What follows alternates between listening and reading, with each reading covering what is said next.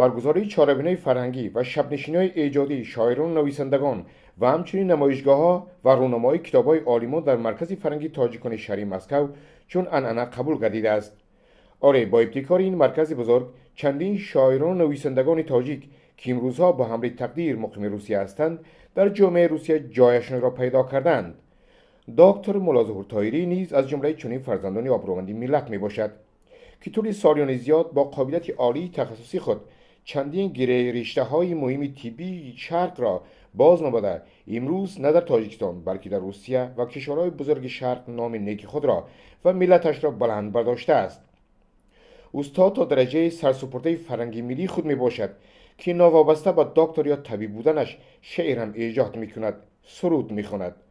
دکتر مولا ظهور طاهری شعری درباره خواجه به گرمی خود را با یک خواهشی تمام برای تماشاگران تلویزیون قرائت می کند. خواجه به گرم ما آباد شد، در دل کوه شهرک بنیاد شد. از درون سینه کوهپاره میزند آب شفا فواره. تا که او بخشد به هر درد دوا، تا که او بخشد به هر بیمار شفا. میوزد از دور سفت شرشره، میرسد از دور سفت شرشره. تاجیکستان ای دیران نازنین، از چنین گنجینه ها در افتخار کنه. دکتر طاهری طوری فعالیت کاریش در کشورهای زیادی جهان سفر کرده است و با اشخاص زیادی هر ملت و خلقت واخوری کرده است و از این واخوری تجربه باهی را به دست آورده است. بیشتری فعالیت استاد اصلا در کوهستان گذشته است، چون بیشتری داروواره ساخته استاد از علفهای تر و تازه کوهستان است. دکتر طاهری در چندین فیلم‌های مستند کوتاه حجم تلویزیونی نیز شرکت کرده است که از سطح بلندی تخصصی آقای طاهری میباشد. این فیلم نوبتی اثبات از این گفته هاست. چطوره که شاعر میگوید ما هیچ زمانه هیچ دنیا همه هیچ ای هیچ زی بحر هیچ بر هیچ مپیچ.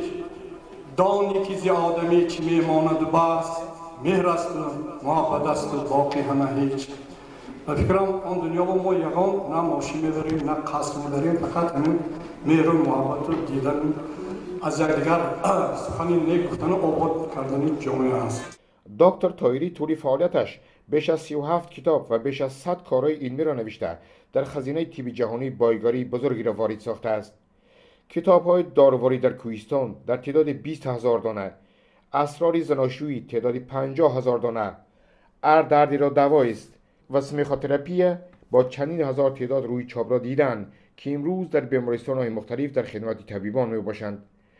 بغیر از این استاد اکرم استاد دانشگاه پداگوژی شهر دوشنبه کتاب نوای دل را پرره به فعالیت آقای طاهری بخشیده است. در جریان رونمایی کتاب‌های آقای طاهری دکتران و اکادمیک‌های روس شرکت کرده درباره فعالیت کاری این مرد ملت صحبت‌ها کردند. دکتر کارلسون اکادمیک دیرکتور انستیتوت فیتوتراپی روسیه از همکاری با دکتر طاهری و بزرگی این استاد کسبش صحبت کرده گفت: داروواره که امروز آقای طاهری آماده کرده و طول چندین سال است که در بیمارستان مختلف تاجیکستان و روسیه در خدمت مردم هستند اینهایند: زمش و فیرالله. اینا داروواره هستند که بیماری‌های سرطان و دیابت قند را میتوانند معالجه نمایند و تا امروز چندین نفران از این داروواری استفاده کرده معالجه شدند و به زندگانی خوشبختانه بازگشتند. از دستم میگیرم چشمک شده میشه، چشمک شده میشه. چشمک شده میشه. از دستم میگیرم سرطان پیش میره. از پشت میره. از طرف راست میکشد. از طرف چپ میکشد. اکنون بدن لپش خوردن میگیره. چشمی کشوده هم که گیپنوز کردم ممکن. آدمی که گیپنوز بغلطد من دیسوده تا چشمک شدگی این آدمی که گیپنوز میغلطد. حرکت‌ها قطع میشوند. اکنون درباره تاثیر دست گرمی و اشکتی. از روتون گرم میشد. گرمی هست حاضر. گرمی هست حاضر. از گرمی 10 مراتب زیاد میشد. خودی اتوکی سوزان بار این گرمی زیاد میشه. دیسوده ده چشم کشیدگی اتوک گرمی سخت.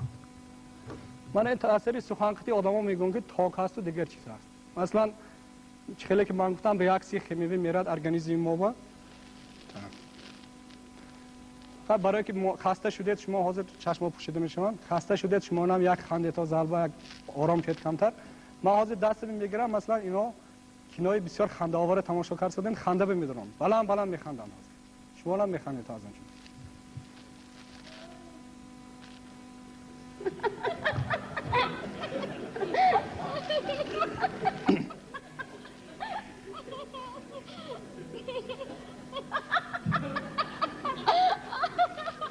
کدام کنای دوست دارید شما؟ کدام کنای دوست دارید؟ کدام کنای دوست دارید؟ کنای کافکاسکا. کافکاسکا پرنس. شما ندید سادتون. خوش. مثلا برای چی همین پیدا شد؟ مرکزی به واسطه بیناییش بیدار شد این آدم همون چیز دیست داده است. چه دستم میگیرم چشما کشاده میشن خودتون بسیار سبک نقص میکنید رفته ضربه میشینید. چشما کشاده میشن تمام خودتون سبک میکنید چشما کشاده میشن دستم میگیرم چشما کشاده میشن چشما کشید خیلی اسکر سادید سلام باشید. در جریان برگزار این شوم ایجادی ما با خود دکتر ملاظهور طاهری صحبت کرده شیره اصلی تخصص فعالیت استاد را از خودش پرسان شدیم. امروز در شهر مسکو در کتابخانه نیکرس معرفی کتاب‌های استاد دکتر ملاظهور طاهری برگزار کردید. در آن جامعه شهروندی تاجیکستانی که در مسکو فعالیت می‌کنند جمع آمدند از جمله دکترها، پروفسورهای زیادی که امروز استاد همکاری دارند در اینجا شرکت کرده درباره فعالیت استاد ابراز نظر کردند. ما از استاد در این روزی خوش برای استاد و برای ما و برای تمام تاجیکستانی اینجا و برای تمام تاجیکان در تاجیکستان عزیز بوده از استاد خواهش کردیم که فکر و عقیده خودشان را مقصد درباره سه چیزی که اشاره بسیار خوب کردن که تیپ از سخن عبارت است، از تیغ عبارت است، از علف عبارت است. یک فلسفه عجیبه. چی است این استاد؟ تشکر زیاد. البته سلامتی انسان از خود انسان وابسته است و خدا در طبیعت تمامی داروها را عطا کرده است از آن جمله مینرال ها، گیاه ها، آب ها که اینا همش به واسطه برای ارگانیسم انسان ضرور و مفید هست و فقط تکنولوژی استفاده کردن مثلا گیاه های جمع آوری کردن، خوش کردن. من یک شعر نویساندم با نام چای گیاهی بر صد درد تو خود دوایی هرگاه که نوشم دردم شود کم از جسم جانم دور می شود غم چای گیاهی داد خدایی تو هم غذایی تو هم دوایی. ببینید که در این چند مصرع گیاه این داد خدا هست، هم غذا هست، هم دوا هست. فقط مردم که بسیار چیزها که نمیدونن بعد به بیماری‌ها گرفتار میشن. اگر آدم اصولی طبابت داند عموما مقصدی من به مردم فهمانده دادم. طبابت این از باغچه سر میشد، از مکتب سر میشد که مردم درباره مثلا طرز نگاهبین بدن، شست و شو، استعمال گیاه‌ها، خوراک‌ها را داند. البته این سبب سالمی در روزمره مردم است. گرچه که استاد در یک گوشه تاجیکستانی عزیز به دنیا آمده باشند و امروز تنها 7 کتابشان را اینجا معرفی کردند.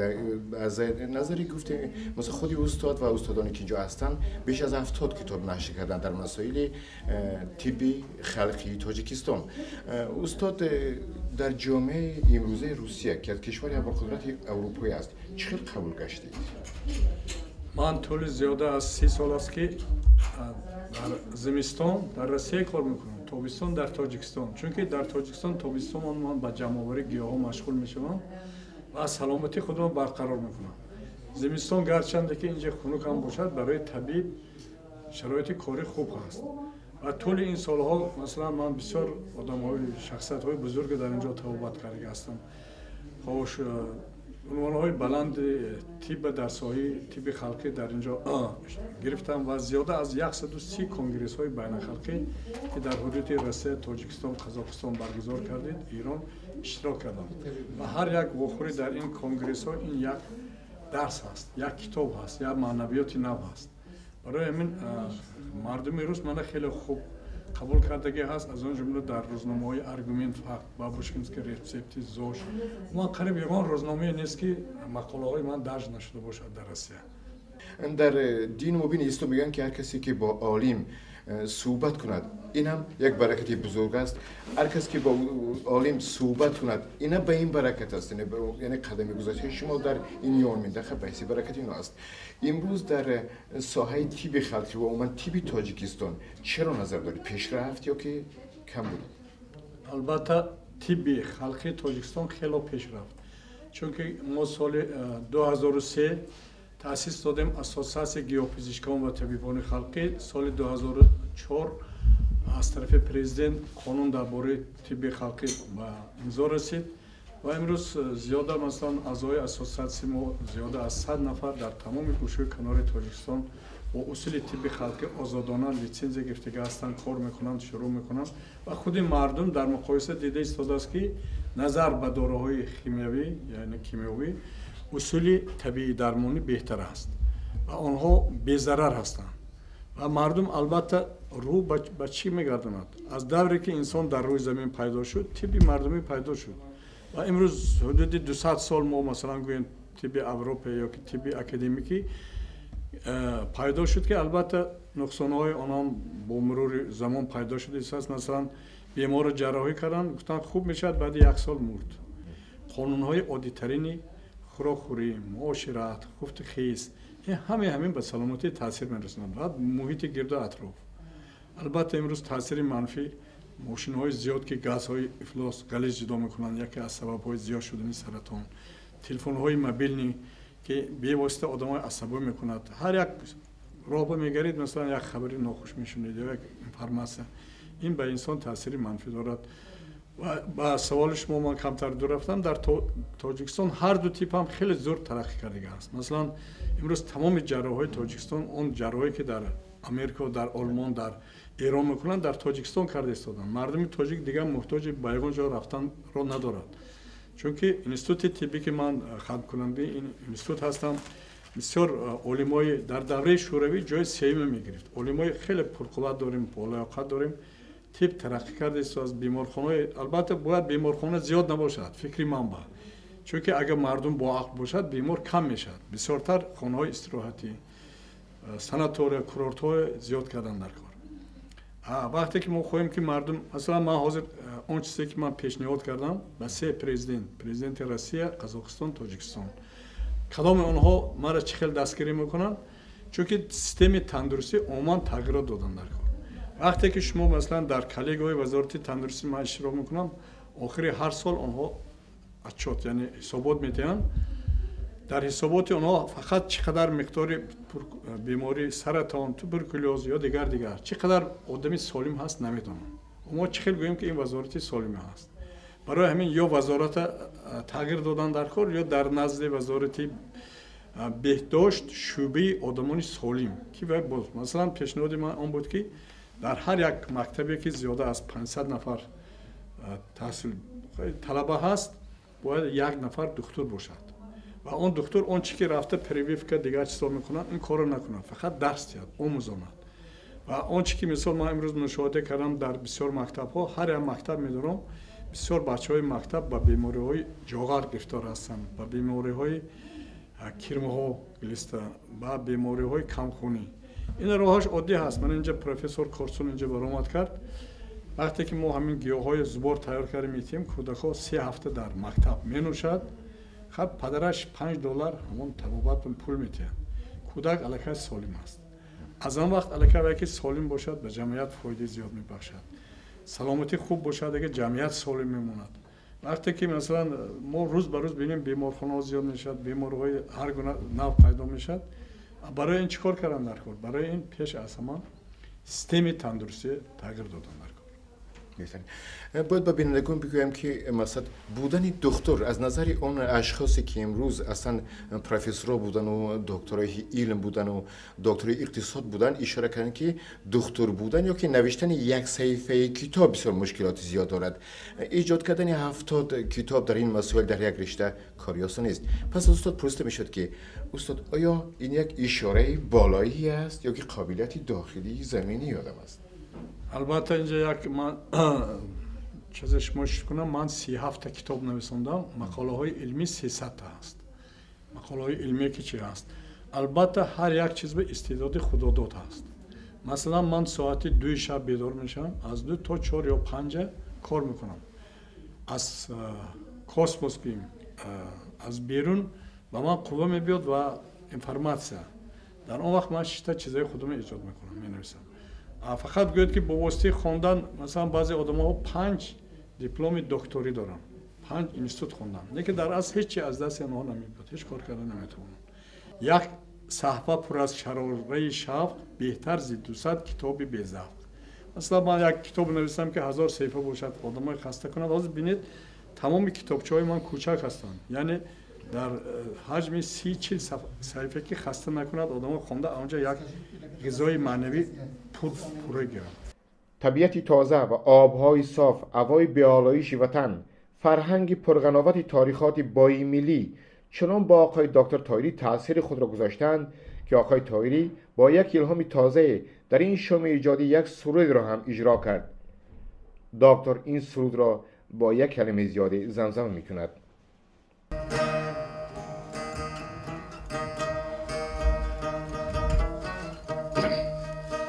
نشستم در لبی رودی زرافشان، نشستم در لبی رودی زرافشان، بیدیدم قیمتی این عمر انسان، دیدم قیمتی این عمر انسان، که عمر آدمی چون آب دریا، که عمر آدمی چون آب دریا، روان است و ندانم قیمتی آن، روان است و ندانم قیمتی آن.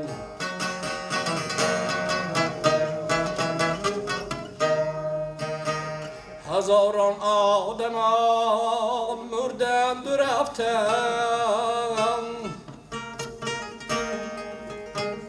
هزارانی دیگر خوردند و رفتند، هزارانی دیگر نخورده بردند، دیگرها از حسد مردند و رفتند، دیگرها از حسد مردند و رفتند.